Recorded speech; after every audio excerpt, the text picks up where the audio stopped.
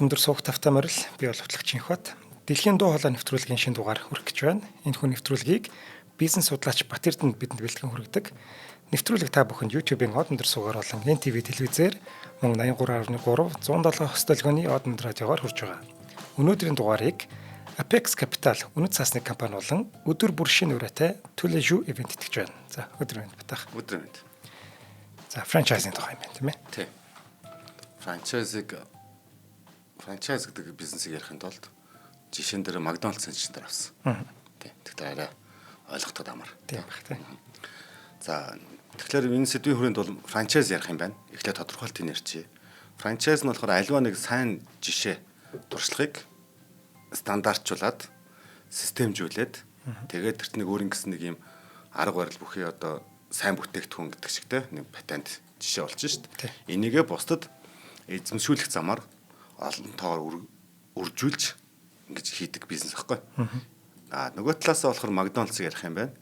Тэгэхээр одоо энэ Макдоналдсыгаа яриад сүүлд нь франчайз холбоод тэгээд дээр нөгөө уламжлалт ёсороо бизнес хийлгүүдээ яриа авчаа. За Макдоналдсийн хамгийн мэдээж амжилтын үндэс нь бол энэ саяны франчайзингийн систем. Тэгээ яагаад энэ дотор Монголд очиж орж ирээгүй франчайзыг ярьчваа гэж магадгүй.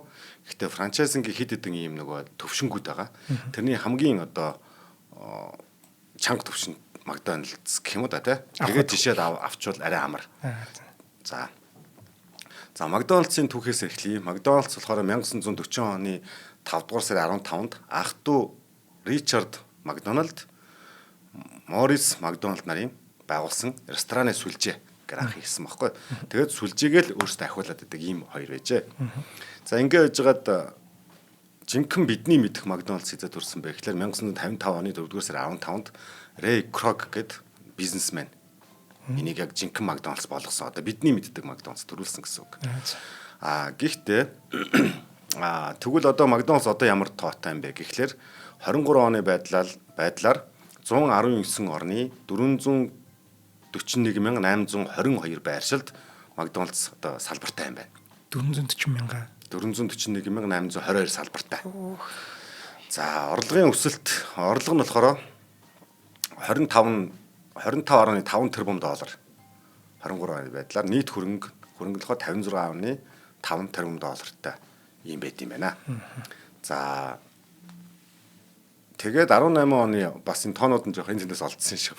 18 оны байдлаар Макдоналдс жишээл бол 1.7 сая ажилтнтай гэж тэмдэглэсэн байна. Одоо Макдоналдсын дээр supply chain бүгдэнд нь те юуны ягаар. Энүүгээрээ болохоор хамгийн түүхэн дээд амжилт буюу Walmart-ийн ард бичигддэг юм байна. Энд чинь нөгөө салбар ингээд явчлаар. За ингээд энэ дээр сая ярьж байгааз Макдоналдс 1.7 сая ажилтнтайг ярьчихж байгааз энэ одоо нөгөө франчайз буюу тэр нь өөрийнх нь биш үү гэдэг дээр сүлд нь нөгөө дурддагт учраас албарын тоог ярьж байгаа.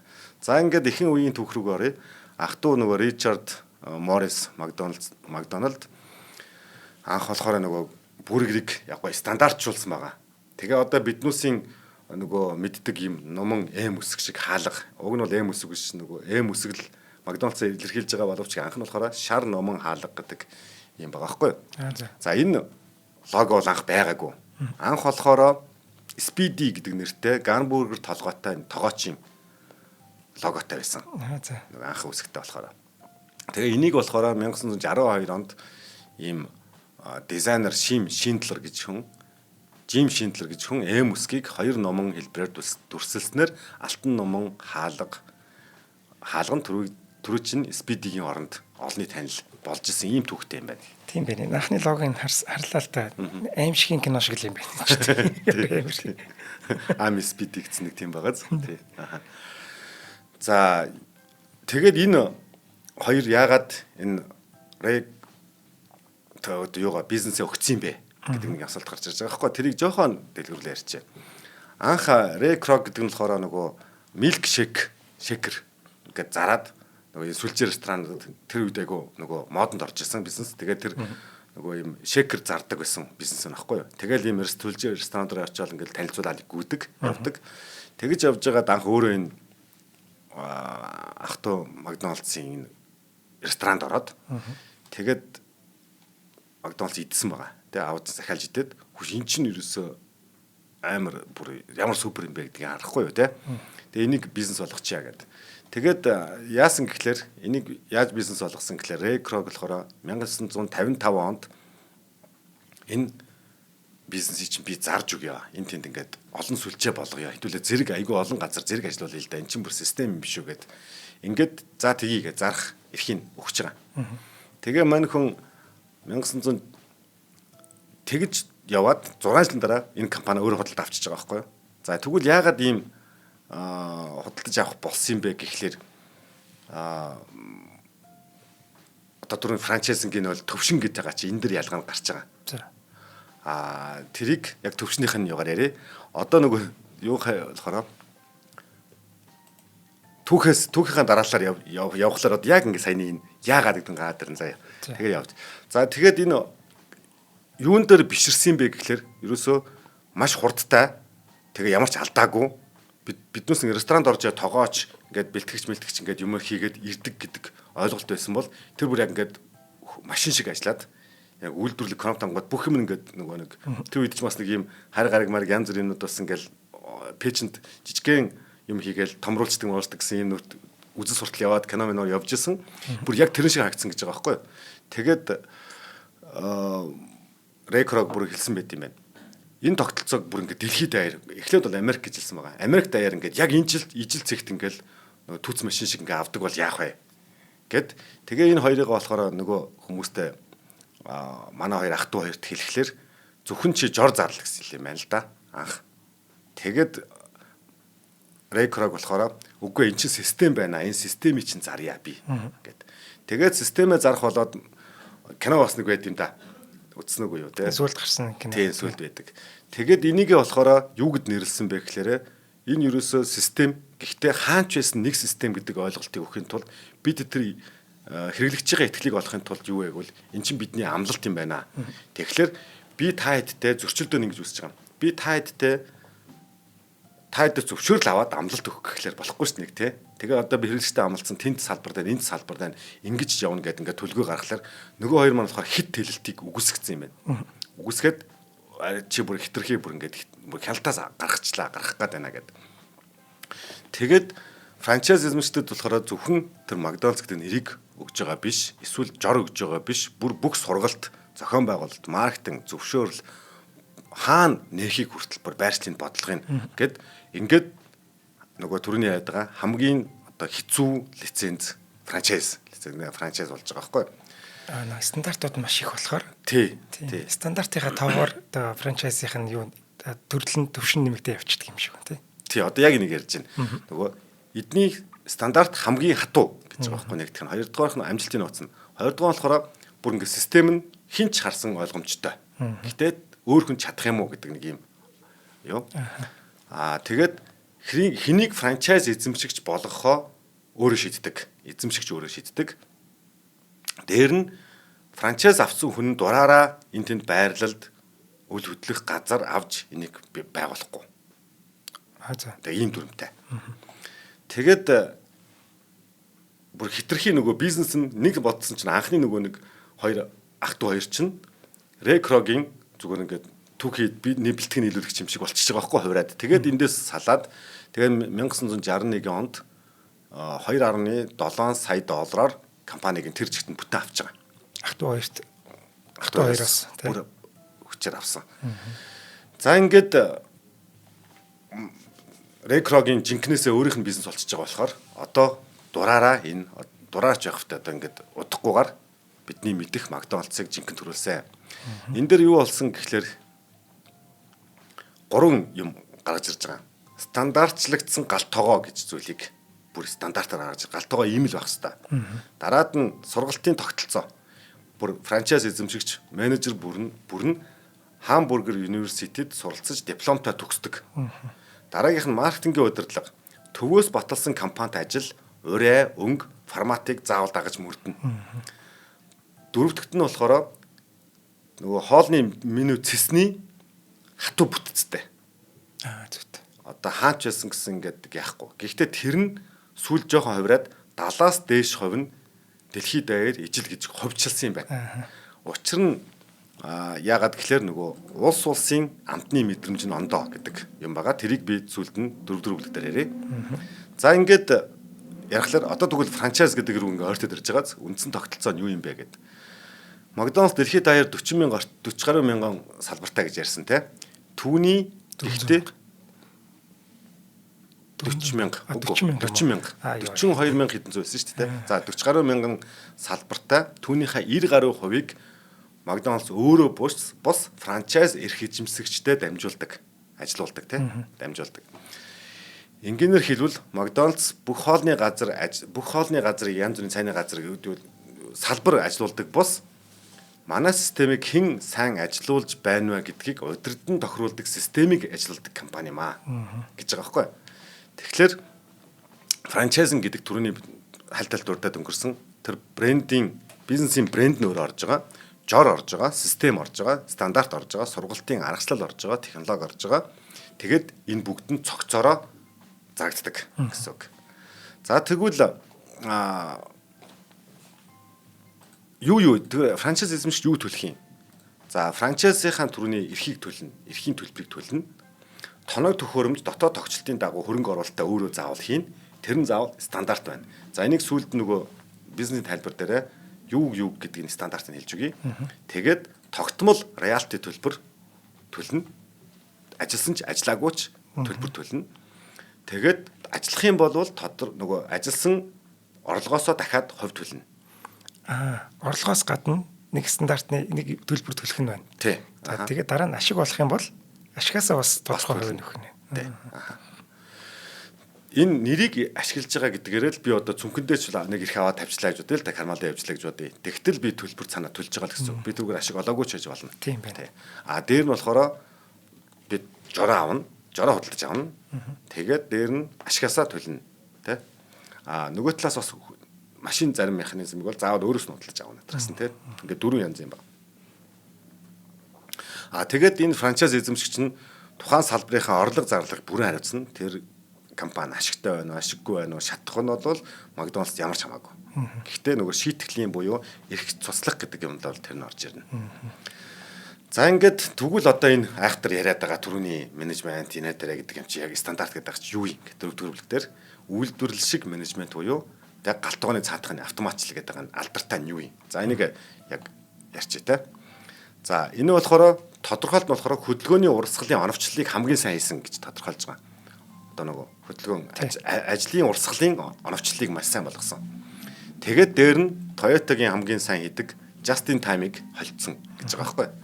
За тэгэхээр жишээ явъя л да. Нөгөө quarter cheese burger гэдэг нэг юм бургер байгаа. За энэний шугам гэж байгаа байхгүй. Энэний шугам дээр жишээ авчи. Энэ нь болохоор энэ ганц бургерыг гаргахын тулд нийт 5 хүн ажиллаад 8 шат дамжлагтай процесс хийгддэг. Яг юу хийгддэг вэ гэхээр захиалга авна, 1 хүн ажиллана, мах шарна, талах шарна, 1 хүн ажиллана. Тэр нь болохоор юу вэ гэвэл яг грамтай 113 грамм мах бүхий котлет ороход автоматар шарж эхэлнэ. Тэгээд таймертай нөгөө талаас талах нь бас граммаараа хэмжигдээд яг шарж эхэлнэ таймертай. Тэгээ гараад ирнэ. Одоо тэр гараад ирэнгүүт угсрах буюу одоо бургер ассемблер гэж байгаа те. Бургер угсрах нь болохоор талхан дээрээ эхлээд маха тавиад, бясалгаа тавиад, сонгороо тавиад, соус тавихад юу гэж байгаа 4 секунд гэж байгаа те. Ингээд ерөөсөө ингээ бүр айгүй хурдтай.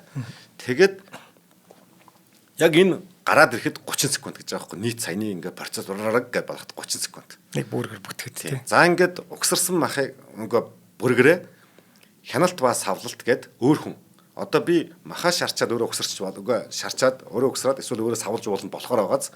Ягаад энийг 3 хүн хийж байгаа гэхээр нэгдүгээр үйлдвэр намжлага уу яг нэг юмдаа төвлөрөх.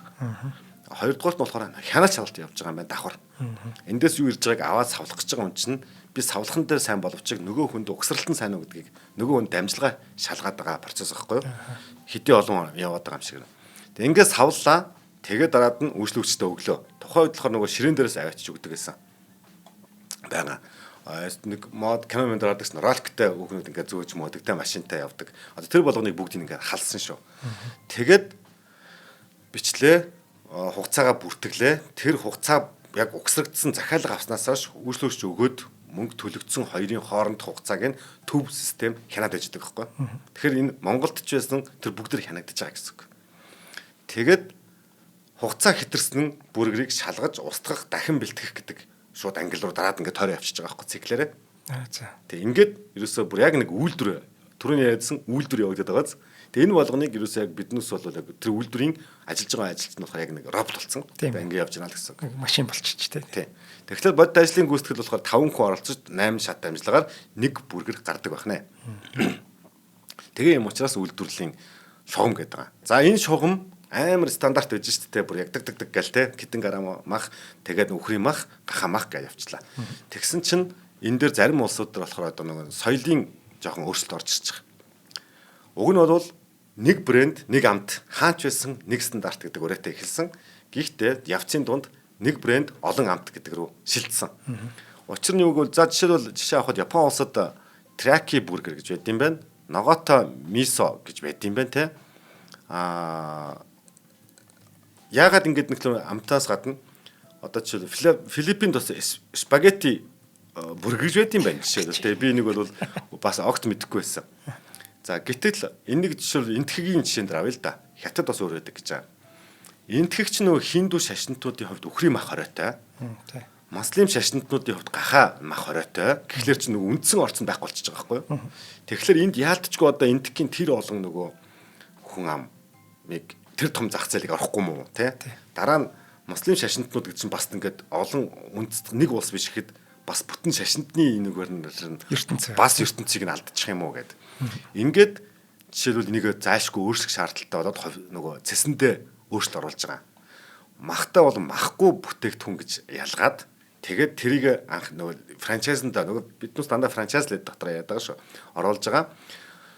За үхрийн махны оронд жишээл дахиа мах. Эсвэл цагаан хоолтны нөгөө vegetarian patty гэж гаргаад эсвэл алтан бүргэргээд төмөс нөгөө юм луун муун халсан бас бүргэр гаргаж байгаа гэх мэтэр ингэж өөрчлөгдсөн бөгөөд энтгэхт анх удаа 100% нөгөө 70% гэдэг протокол байсан шүү дээ. Тэрийг 100% өөрчлөгдсөн цэс гарч ирсэн юм байна. За гэх мэтэр нөгөө түрүүний ярьсан бүр ингээ фиксд биш юм байна. Гэхдээ 70% айлуулах барихыг хичээдэг. Ганц хоёр саяны онцгой тохиолдолд амтыг нь нөгөө франчайз эзэмшигчтэй өөрчлөлтийг өгдөг. Гэхдээ тэр өөрчлөлтийг бол зөвхөн төвөөс өгнө. Тэр хүн дураараа өөрчлөхгүй. За дараагийн бүлгэнд болохоор түрүүн ярьжсэн бид нөгөө жор зөвхөн зардаггүй, тим зардаггүй гэдтэй. Тэгэхээр яг Макдоналдсын ихэнх бизнесийн нэлээд том дийлэнх хувь нь үйл хөдлөх хөрөнгийн бизнесийг хийж байгаа. За юу вэ? Хоёул хамтран ажиллагчаа танилцуулаад тэгээд үйл хөдлөлийн одоо наа чи маш гоё юм руу орох гэж байна. За өнөөдрийн дугаарыг маань Apex Capital үнэт цаасны компани бэнтгэж байгаа. За Apex маань хөрөнгөөр баталгаажсан үнэт цаасыг одоо зах зээлд гаргаж байгаа юм байна. Тэгээ Omnet-тэй хамтарсан гэж байна. За хөрөнгөөр баталгаажсан үнэт цаас гэдгийг одоо үнцэн ойлголтыг одоо өгөхөд бусад мөнгөн урсгал бий болгох чадвартай хөрөнгөөр баталгаажсан тогтмол өгөөчтэй харьцангуй эрсдэл багатай үнэт цаас юм байна. Энэ нь банкны хадгаламжаас өндөр өгөөчтэй. За харин хувьцаанаас бага зэрэг эрсдэлтэй бүтээгдэхүүнд тооцогддог ийм бүтээгдэхүүн байдаг юм байна. За харин Apex Capital болон Omni Capital гэдэг байгууллагууд хамтран 2022 онд Omni Active, за 2023 онд Omni Asset гэдэг хоёр удаа энэ хөрөнгөөр баталгаажсан үнэт цаас гаргацсан юм туршлагатай байгууллагууд юм байна. За одоо харин 3 дахь удаага хамтраад Omni Asset хөрөнгөөр баталгаажсан үнэт цаасыг гаргаж байгаа юм байна. За Omni Asset одоо 2 гэж байгаа юм байна те. Энэ үнэт цаасныхын үзүүлэлтүүд нь нэгжийн үнэ 100 сая төгрөг. За хугацаа нь 24 сар, жилийн хүүн 19.2% одоо хүүтэй. Хүүгийн төлбөрийг улирал тутам хийх юм байна. За үндсэн төлбөрийг 12 сард нэг удаа. За жилийн эцэс 50%, хугацааны эцэс 50% гэж одоо өгөх юм байна. За давуу талууд нь зах зээлийн дунджаас өндөр өгөөчтэй, барьцаатай хэвийн зээлүүдийн багц суурилсан юм байна. За Монголын хөрөнгийн биржид бүртгэгдсэн тул арилжаалах боломжтой. За нэгжийн үн бага, за 100 сая төгрөг учраас хүн бүр оролцох ийм боломжтой юм байна. За хэрхэн оролцох вэ гэвэл за Apex Traders гэдэг аппликейшн байгаа. За энэ шинжлэхдээ шинэ хөлбөр нь гарсан байгаа юм байна. Энэ аппликейшнаараа Omni Asset хөрөнгөөр баталгаажсан үнэт цаасаа худалдаж аваад за ингээд ирээдүгөө санхүүжүүлэх ийм боломжтой байгаа юм байна. За мэдээж аппликейшнийг бол Google Play, App Store энтерээсээ татаад авчна. За энэ үнэт цаасны талаар дэлгэрэнгүй мэдээлэл авахыг хүсвэл 7710 75 тэг дугаарын утас руу залгаад дэлгэрэнгүй мэдээлэл авах боломжтой юм байна. За ингээд Prex Capital-та баярлалаа. За баярлалаа. За долоот болохоор энэ Макдоналдсын франчайз бизнес болохоор үл хөдлөх хөрөнгийн загвар гэж байгаа. Хоолны газар юм уу цайны газар эзэмшээд байна уу? Үл хөдлөх эзэмшээд тэрнийхээ үл хөдлөхийнхаа үн цэнийг өсгөхийн тулд дээр нь олонний хөлийн цэг үүсгээд байна уу гэдэг асуулт. Тэгэхээр хин ч очтгүй байсныг газар байлаа гэж бодъё л да тий. Дээр нь Макдоналдсын салбар бариад орлогын урсгалыг татах тусам тэр газрын үнэлгээ өсөд байгааз. Тэгээ энэ бизнесийг хийдэг. Тийм учраас газрынхаа эзэмшлийг Макдоналдс өөрөө эзэмшдэг. Хаана байгуулах вэ гэдгээ Макдоналдс бас шийддэг. Тэгэхээр одоо юу гэдгийг Макдоналдс гэдэг брендийн хувьд юм уу компанийн хувьд үн цэн нөгөө value нь юундэ байна вэ гэхээр нөгөө газар сонголт тэрэн дээр одоо мэрэгчлүүд нь асар их ажилладаг гэсэн үг. Аль дэлхийн аль одоо хотуудын хаана нь урсгалын хаана салбараа байгуулах вэ гэдэг дээр асар их толгойгоо ажилладаг. Макдоналдсын төв салбараас хүмүүс ирж судалгаа хийх нь шүү дээ. Тэгнэ гэсэн үг. Дээр нь үл хөдлөх буюу газрын бизнес хийж байгаа учраас одоо би жишээл Макдоналдс чи миний франчайзыг эзэмшигч байлаа гэж бодъё л да. Би хамгийн ирээдүйд зөв гэдгээ таамаглаад олно гэсэн үг шүү дээ, тий? Цагаатлах юм бол таамаглаж олно. Тэгэнгүүт тэр үн цэнтэй болгох хөрөнгө оруулалт, байшингаа барих, ажилчдаа цалинжуулах, материалаа татах, урсгал зардлаа гэсэн бүх зардал, бүх эрсдэл чамдрахгүй. Тэгээд нурлаа гэхэд одоо сайжрах юм бол минийх улам сайжирна, тий? Одоо муудлаа гэхэд чи шатна. Би л шатах шүү дээ. Ер нь бол айгүй нөгөө балерн жоох. Ер нь айгүй нөгөө тогтмол орлого одоо юу гэдгийг ийм сейф бизнес ахгүй. Ийм сейф бизнес учраас юу гэдгийг Макдоналдсын хувьцаа гэдэг юм уу те. Асар одоо тогтвортой. Ашигтай. Аль талдаа л юм байна. Макдоналдс ч өөрөө том одоо брэнд. Тийм болохоор би худалдаж авснараа бас сейф байгаа. Тий. Яг зөв. Одоо яг эргэсэнд тэгж гарах гэж байхгүй. Эхлээд нөгөө тэр брэнд чинь хүчтэй байж ич. Тэр дараагийн надаас түрүүний шаардлагуудыг тавих эрх чинь өсөж байгаа. Энэ шаардлагыг биелүүлж чадах хүн гэдэг бол мэдээж жоохон бяртай байж таараа, хариуцлагатай байж таараа. Дээр нь энэ нэрийг унгаахгүй гэсэн эрхэм үүрэг авчихсан. Унгаахгүйгээд зүгээр л өгөх биш. Би франчайзи гэдэг байгаа шүү те. Би франчайзи шиг те. Тий. Тэгэхээр энийг унгаахгүй хүнээ би бас сонгож байгаа шүү дээ. Зүгээр нэг салбарыг шатаачаад би өөрөө шатахгүй өнгөрж байгаа гэсэн саяных биш. Гэхдээ цаад лог нь бол франчайзер нь бол нэлээд сейф байна л гэсэн үг. Нөгөөдгөө нь тийм сейф байгаамыг дагж байгаа хүн чинь адилхан сейф байна. Ингээд вин. За яг энэний араас нөгөө системийн чинь хяналт гэж орж байгаа. За энэ дээр одоо байгууллагууд нөгөө KPI, Key Performance Indicator арчилчдаар явдаг бол яг түрүүний тэр 40 эдэн мянган салбарыг бүр төвөөс нь KPI-г нь үнэлдэг. За яаж үнэлдэг вэ гэхлээр ингэж байгаа. Борлуулалт, үйлчлүүлсэн сэтгэл хамж үйлчлэгээний хурд, ариун цэвэр стандартыг дагаж мөрдгсөн ариун цэм шалгууруудтай. За энийгээ мэдээ систем авах посын машинуудаас бүх мэдээллийг борлуулалтыг татж байгаа. Дээр нь нөгөө хурамч худалдаа авахч гэдэг л юу лээ. Хурамч үйлчлүүлэгч тий. Нууц худалдаа авахч гэдэг. Ингээд самсргүй ороод үйлчлүүлж явахдаа хэцүү худалдаа авахч гэдэг лөө тий. Ингээд бүх юмаа ингээд шалгана. Тэр нь мэрэгжлийн хүн байгаа шүү дээ. За тэгээд юун дээр оноогоо тавина. Тэр нь оноо тавиад шалгасан гэдгийг огт хэлэхгүй. Тэгээд төв дээр мэдээлж репортлчин тэр нь тодорхой хугацаанд автомжтай. Бас шудраг бас самсргүй нэг ганц алдаа нь онсон байх магадaltaй шүү дээ тий. Тэхгүй. Ингээд жилийн турш тэр нь рандомаар яач магадгүй нууц. Ингээд шалгана. Дээр нь нөгөө төвөөс томлогдсон одоо жинхэнэ баг хурж ирээд нөгөө ингэж шалгаад байдаг сканер дээр те юмын согж үзээд яг стандарт нь хоолны үлдэгдэл нь яасан байна, грамм нь болж гинөө, машинуудынх нь нөгөө жин хэмжил зүрэ энтер гэдэг баг бас ирж шалгана.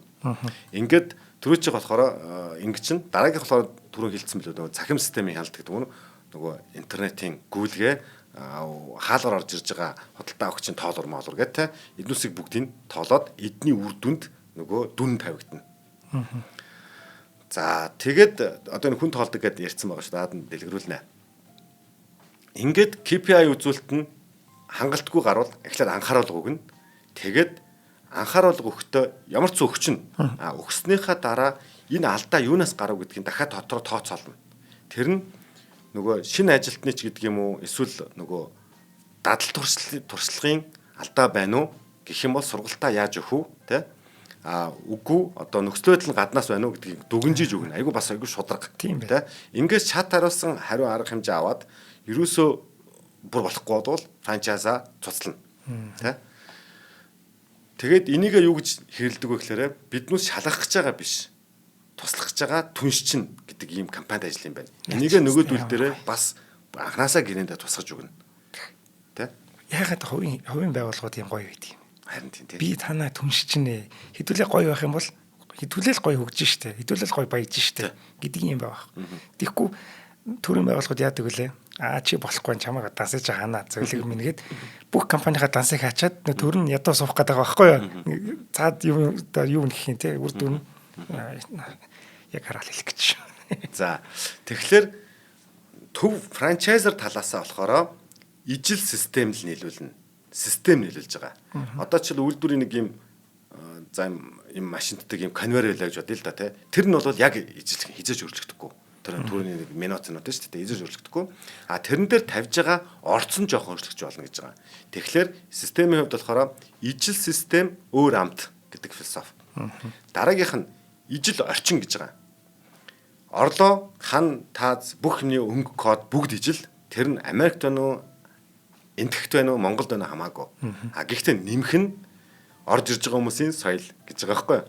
Тэгэхээр нэг талаа барихгүй ингээ уялдаа тэгж хангачиж байгаа. Ижил үйлчилгээ яг л ажиллахын ижилхэн үйлчлэнэ. Гэхдээ тэр нь харилцагч нарт өөр агуулга болж очиж болно гэж байгаа байхгүй нэмэх нь гээд. Ингээ томьёолчхоор нөгөө төрөний соёлын ялгааны юм гараад би өөрийнхөө үндсэн брэндээ алт хит өөрчилчихгүй. Тэг ингээд алиг нөөцийн өөрчлөхгүй гэдэг нь саяны хоёр багнаар ингээд гарчиж байгаа. Тийм байна.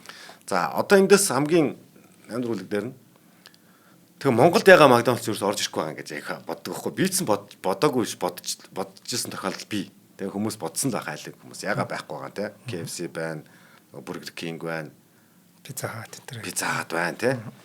За тэгэнгүүт энэ дэр шалгуурууд нөгөө хатуу нэлээд өндөр төвчний шалгууртай гэдэг шүү дээ. Бусдыгаа бодвол тэгэхээр нэгдүгээрт үндсэн стратеги нь үл хөдлөх хөрөнгө ба үл хөдлөх хөрөнгийн тогтвортой өсөлтийг хангаж чадах үйл хөдлөлөө харж байгаа. Тэгэхээр энэ дээр одоо нөгөө ном зохиолууд дээр зөндөө байдаг.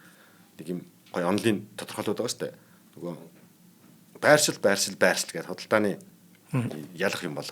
Тэгвэл энэ байршил нь өөрөө салбар нээх үз, салбар нээчээд өдөрт 1500 хүн өдөр бүр үйлчилж чад. Тэрийг хэлсэн мөлөө. Өдөр бүрд 1500 хүн дунджаар жилийн өдөр бүр нь 1500 хүн үйлчлэх хэмжээнд байж энэ явах хэрэгтэй болчихж байгаа байхгүй. Тэгвэл Монгол тийм газар нэгдүгürt байна уу? Тэ? Жохон чөлөөтэй газар очихлоор урсгал нь яах вүлээ? Урсгалтай газар очихлоор өөрийн гэсэн газраа аваад нэг давхар юмаа барьчих болох үлээ гэдэг чинь өөрөө нэгдүгээр асуудал нь болчихж байгаа. Тэгээд энэ дээр нэгдүгээр жохон нийцэхгүй тий. Нэгдүгээр нэмдээ жохон тохирохгүй болчихж байгаа. Хоёрдугаарт нь зах зээлийн хэмжээ ба эрсдлийн үнэлгээ гэж. Монгол 3.5 сая тэгээд Улаанбаатар хот төвлөрсөн хэрэглэгчтэй хэд вүлээ? За сайн төвлөрчлөө гэж бодъё.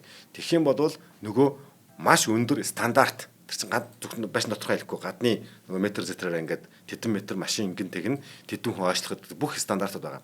Энэ стандартаа хангаж чадах юм уу? Одоо би энд хангачдаг миний франчайзыг авсан франчайзи чинь өөрөө хөөрхий тэрийг биелүүлж чадах нь уу те?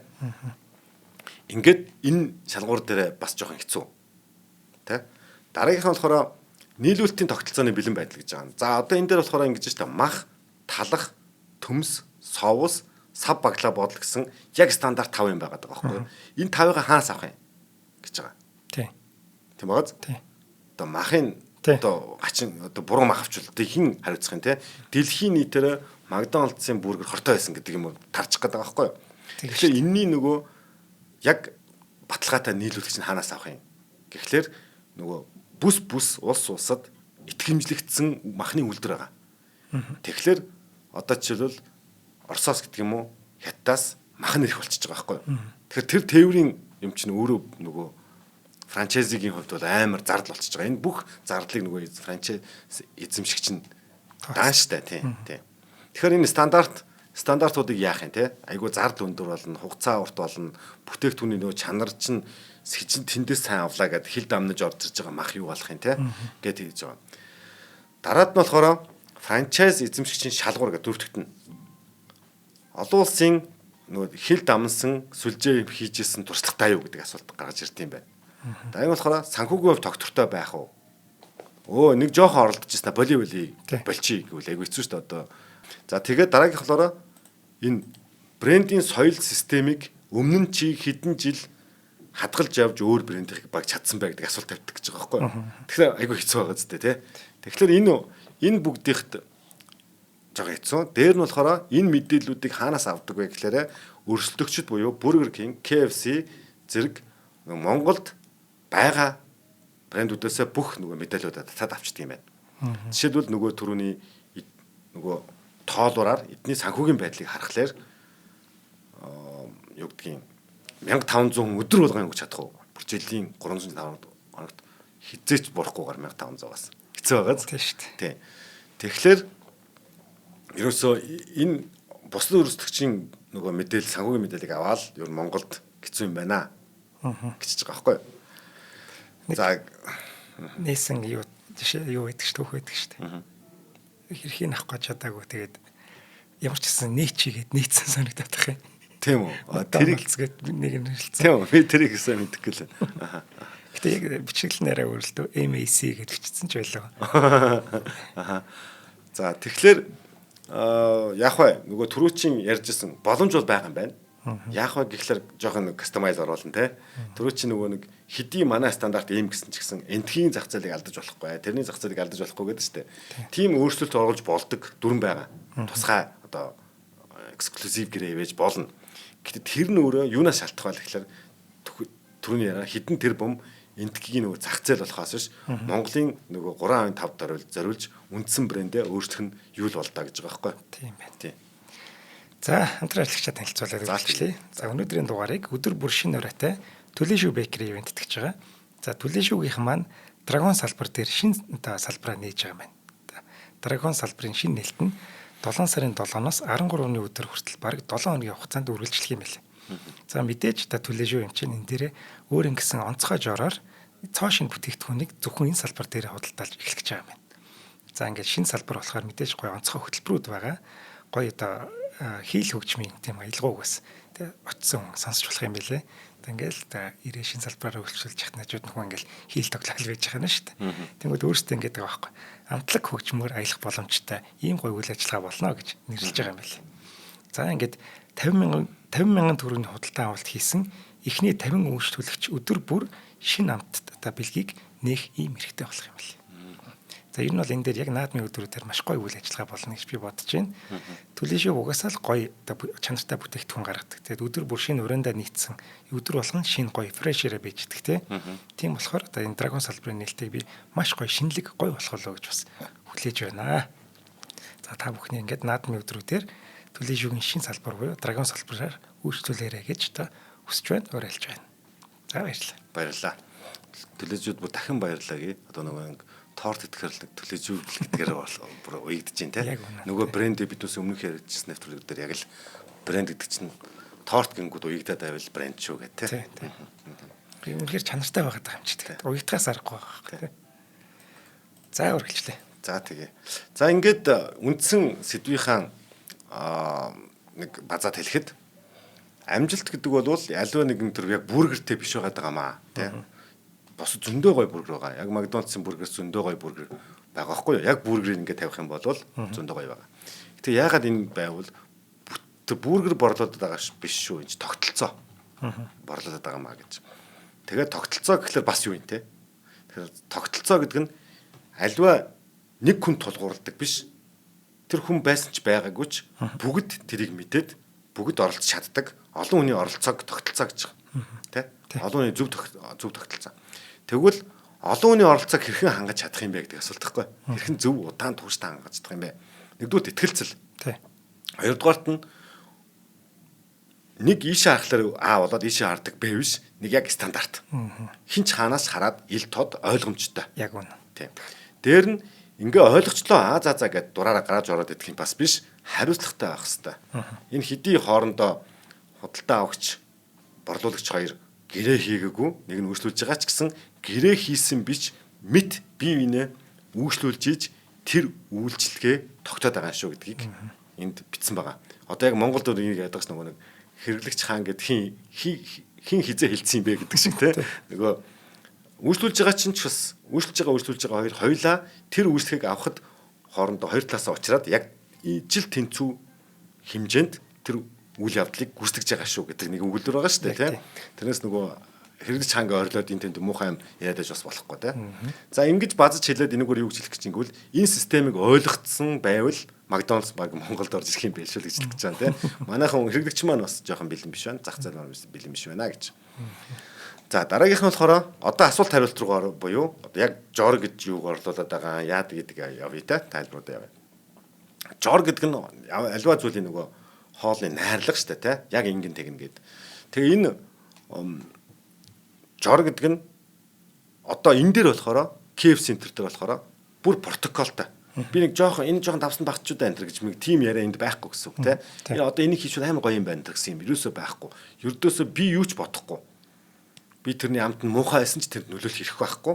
Яг ингээ протоколын дагуу робот хийх хэрэгтэй. Тэгээд тэр чинь аюул олон бодоод олон жил туршигдсан зүйлийг би өөртөө ямар ч хэрэг байхгүй л гэсэн үг. За тэгвэл жорыг ямар байдлаар яатын те. Жор борлуулдаг бизнесүүдийг жишээ авч үзье л да. Жишээл KFC гэх түрүүнд дурдаад байлаа те. KFC авахд болохоор KFC ч 11 төрлийн нууц амтлагч бүхий шарсан дахианы жор борлуулд юм байна. Энэ бол жишээл KFC-гийн үндсэн одоо зэвсэг юухийн хөрөнгө нь асет нь. За энэ жор бол хамгийн чухал нөхгүй KFC-ийн хувьд те. За дараагийнх нь бас нэг компани энэ жишээ авч ирсэн. Тэр нэг юм зуурмагтай тэгээ ингээд шардаг нэг гой талхны брэнд байгаа юм байна. Тэгээ энэ Монголд байхгүй юм байна л да. Зуурмагтай шардаг. За тэр болоод жишээлбэл яг панкейк үү? Панкейк биш нэг юм дардын да. Юу вафл. Тэгээ вафл. За тэр вафлны одоо жишээлбэл 36 нэр төрлийн юм нь бүр граммаар ордог гэж байгаа байхгүй. Тэгээ тэр нь өөрөө маш одоо нөгөө эмээгийн жор гэдэг шиг асар чухал тэр жор бол. За тэрний нууцыг хинч мэдэхгүй гэж байгаа байхгүй. Тэ. За нэг жор зардаг ялгаа нь жор зардаг хөлбөр тэр франчайз. Дараагийн болохоор одоо саяны Макдоналдсыг жор нь чухал биш ээ. Энийг цагаад болох юм бол хүн тэ идж байгаа л иймэрхүү юм байна гэж олоод авч болно гэж тайлбарлалт юм байна тэ. Жор нь чухал биш. Харин яг 30 секундэд биднээс гаргаж өгч чадах юм уу гэдэг энэ юм байна тий. Тэгээд дээр нь би газрыг чинь байшинтай чинь би эзэмшиж яхад өөр хүн тэрийг булаагаад өөр юм хийж чадах уу гэдэг нэг ийм давуу талууд байгаад байгаа юм байна. Тэ? Тийм. Яг ингэж хэлсэн байт юм байна. Ингээд хэлсэн байдаг ч тэр бичээтэйч байдаг гэж үү дээ. Та яг манай амтыг гаргаж чадах уу? Жор бэлэн шүү гэдэг юм ээ л да тий. Та яг манай хурдаар үйлчилж чадах уу? Та манай жорыг ав тий. Дараагийн болохоор та яг манай стандартыг тогтмол хэрэгжүүлж чадах юм уу? Нэг удаа ч яах вэ? Тогтмол хэрэгжүүлж чадах уу? Тэгээ энэ тогтмол хэрэгжүүлж чадлаа гэж бодоход та энийгээ дэлхийн аль ч үнцэгт гэдэг нэг юм юутайгаа нөгөө үйлчлэхний нэг машин байж дээ шүү дээ. Дотроо ингээд юмаа зардаг. Явуулын ухаан зэгдэг те. Яг ийм явуулын ухаанаас та дэлхийг тойрохдоо яг түрүүчийн ярьсан амт хурд стандартаа тогтмол барьж чадах уу гэдэг ийм асуулт тавьд юм байна. Тэгэхээр үгүй. Тэгэхээр манайх болвол Макдоналдс гэдэг юм ээ л да. Тэ. За дараагийнх нь болохоор юу гэж байгаа.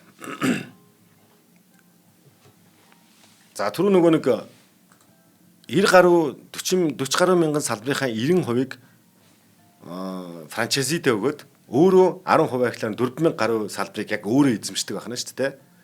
Тий. Өөрөө эзэмшдэг. Гэж байгаа. Тэгэхээр энэ дээр яагаад ингэж байгаа вэ гэхлээр шудраг байх гэж байгаа юм байна л да. Одоо жишээлбэл би дандаа шалгалт аваад ингээд түнш гэж түрүүн явсан шүү дээ. Тэгээ ингээд түнш гэж явах гэхлээр яг зах зээлээс өөрөө холдчихж байгаа юм байна. Би тэгээд чамаар дамжаад зах зээл болчихж байгаа байхгүй юу? Тэгэхээр би үнэн мэдээлэлээс шууд мэдээлэл авах нь тусгаарлагдаж жоохон ингээд тусгаарлагдаад ер нь бол ингээд үнэн мэдээлэлээс холдно гэсэн үг аяанда. Тэг ингээд тэгэхээр энийг хэрхэн эзэмших вэ гэдэг нь түрүүчийн нөгөө 10% байлгаж байгаа. За 10%-ыг байлгаснараа одоо бас ганцхан тэрийг нөгөө шүүгч хийгээд юм уу бусдыгаа хянах гэдэг гадаач биш хэд хэдэн давуу талтай нэг талаасаа нөгөө 90% тагаа өрсөлдөгч болчихж байгаа. Тэ? Тэгэхээр бодит өрсөлдөө яг болоод байна уу? За жишээлбэл энэ 10% байхгүйсэн бол ямар эрсдэл учрах вэ гэхээр нөгөөдөл чинь за танаа энэ брэнд чи унаад байна. Манайхаар юу хинч үйлчлүүлэхгүй байна, тэ? Эн чин буруу юм биш үү? Тэр чин буруу юм биш үү? Гэвэл би хинд итгэх вэ гэж байгаа байхгүй. Тэгэхээр тэр 10% тэр нөгөө юуны индикатор, зах зээлийнхаа маркетинхаа индикатор нь та 10 өөрт байгаа 10% чинь тэр индикатор нь болж байгаа. За дараагийнх нь болохоор одоо түрүү ярьжсэн ямар төвшөнд тоогт хөрөмж төр мах шарагч нэ тэр таймер мамиртай тэр нүрсийг хаанаас авах юм? Өөрөө нийлүүлэх юм уу? Дараа нь тэр хувц центрийг хаанаас авах юм? Зүгээр л өнгийн дагаа кодын дагаад өөрөө зүгээр ойлчноор ойлч болох юм уу? Дараа нь болохоор мах түүхийдээ хаанаас авах юм гэдэг те. Ингээ гэрээд юм байна. Энийг болохоор нөгөө 3 төвшөнд хуваадаг те. За жишээлбэл нэгдүгээр нь болохоор төсвөөс баталсан ханган нийлүүлэгчийн сүлжээ гэж байгаа. Төвөөс баталсан. Тэр нь юу вэ гэхээр за одоо жишээлбэл нөгөө бүс гэдэг байгаа шүү дээ. Энэ region гэдэг байгаа. Энэ region болохоор зөвхөн тэр компани тэр төхөөрөмжийг л авна шүү гэж байгаа. Монгол одоо аль region-д орж байгаа юм сайн мэдэхгүй байна. Ямар ч сан тэгээд зарлана. Тэгээд тэндээсээ дандаа баталгаа хугацаатай аваад тэр бүх нөгөө засвар үйлчлэгээ ментенс эвдэрсэн бол энэ тэр компани хариуцна. Тэгэхээр биднээс одоо юу гэдэг манай машин чинь жоохон уучсан тийм юм гомдол нэхгүй болно гэсэн үг. Дараад нь стандарт нь хангаж явах юм бол заавал тэр гэхдээ нөгөө танахаас авч болно шүү гэдэг нэг юм шалгалтанд орсон төвшин.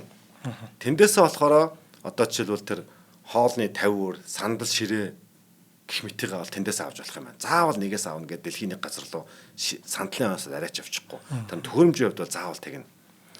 Дараагийнх нь болохоор нөгөө локал бүтээгдэхүүн буюу түрүүний энтэг дээр гарч ирсэн жишээ шүү дээ. Арай энтэгчүүд зориулаад өөр мах заах гэсэн те. Тэрийг бол тэр бүсээсээ л өөр авахаас арга байхгүй. Тэгэх юм бол тэр нийлүүлэгч нь Макдоналдс бас итгэмжлэл аавна. Японых одоо жишээлбэл Тряки соусаа Тряки соус гэдэг дураар юм хийгээд байхгүй.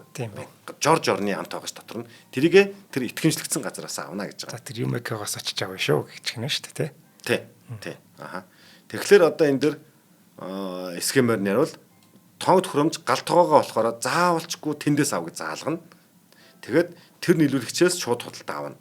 Хоёрдох нь дүрм тувцас брэнд материал энэ тэрэгээ болохоор тохиролцсон нийлүүлэгчээс авна. Тэнд нь бүх ойдлынх нь жорыг бас Макдоналдсаас өгнө. Хэрэг нэг ойдлчинтэй гэр хийх юм бол тэр нь брендийн хувцас оёх эрх бүхий гэж бас батламжигддаг юм биш үү тэр газар нь. Тийм байна. Дараагийн болохоор тавилга жижиг хэрэгслээ болохоор техникийн шаардлага хангасан сонголттой дэлгүүрээс авна. Одоо акягийн тэр салбараас авчраа гэж болно гэсэн үг байхгүй юу? Монгол хэдэн тийм байна гэдэг шиг тийм. Дараад нь тэр локал бүтээгдэхүүн гэсэн 4 ийм төвшөнд байд юм байна. За түрүүний үйл хөдлөх бизнесийг жоохон тодруулмаар санагдаж байгаа. Энэ нөгөө нэг айгүй хэрэгтэй бас юу байхгүй юу? За тэгвэл үйл хөдлөхөө хэн олдог вэ гэхээр түрүүн нөгөө owner first модель гэж байгаа. Би эзэмш юу эхлээд нөгөө юугаа яана. Одоо Макдоналдс газраа эзэн эхлэх болно. Заавалчгүй эхлэлтэр газрын эзнийг Макдоналдс өөрөө болно. Дээр нь барьсан барилгаа нөгөө хэн бариха шийднэ.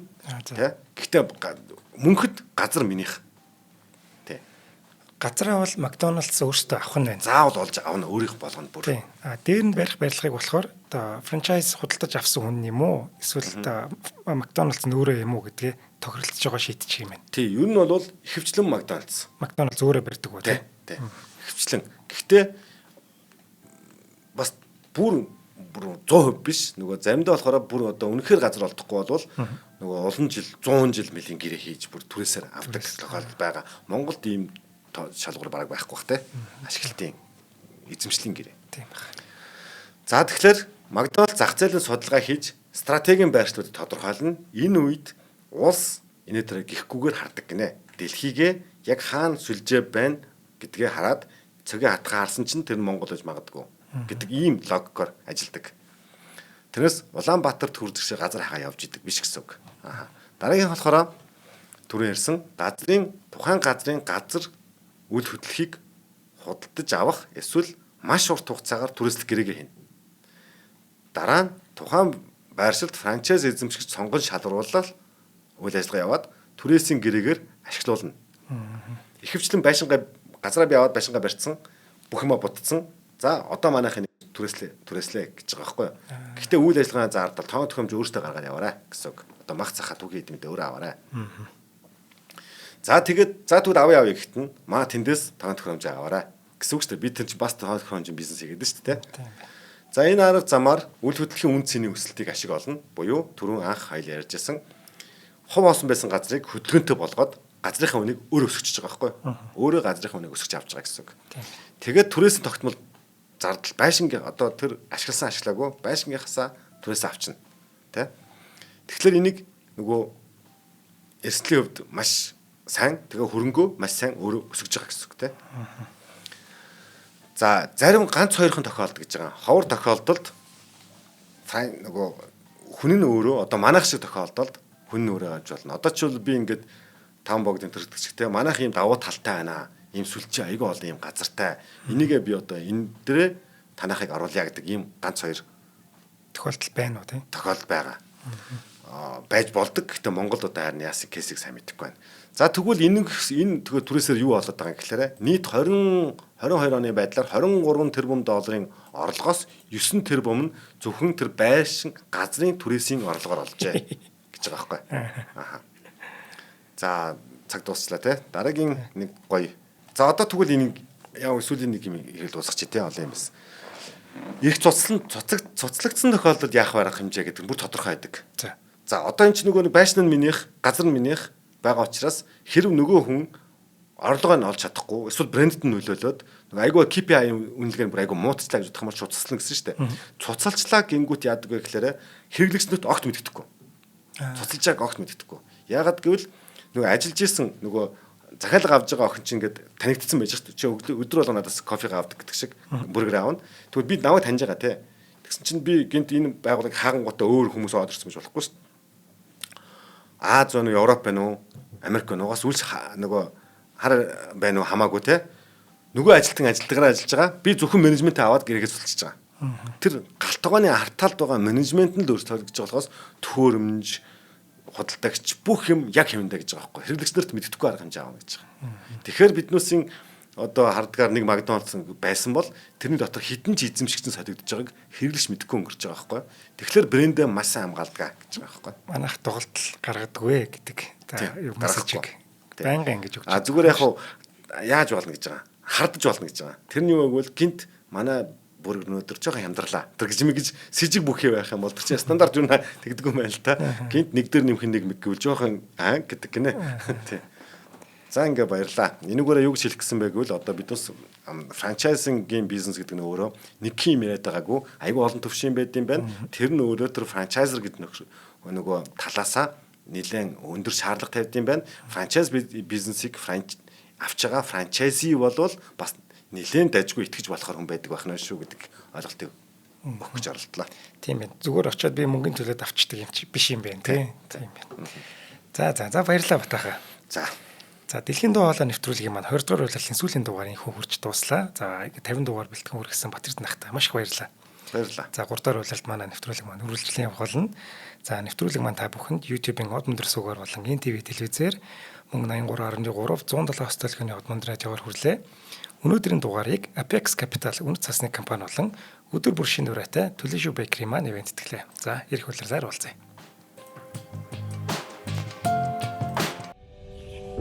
Нэвтрүүлгийг хүлээн авсан Нарны аймгийн монголчуудаа баярлалаа.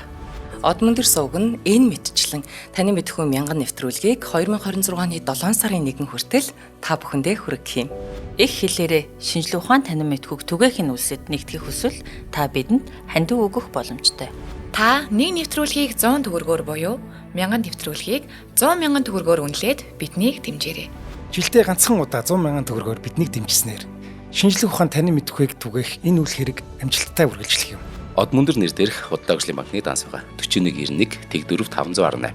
Та 100 мянган төгрөгөөр шилжүүлэхдээ гүйлгээний утга дээр нь өөрийн нэр болон утасны дугаараа заавал бичээрэй. 100 мянган төгрөг хандалснаар Од Мөндөр сувгийн алтан гишүүн болох юм а. Шинжлэх ухаан танин мэдхгүй Монголд ялах болтугай.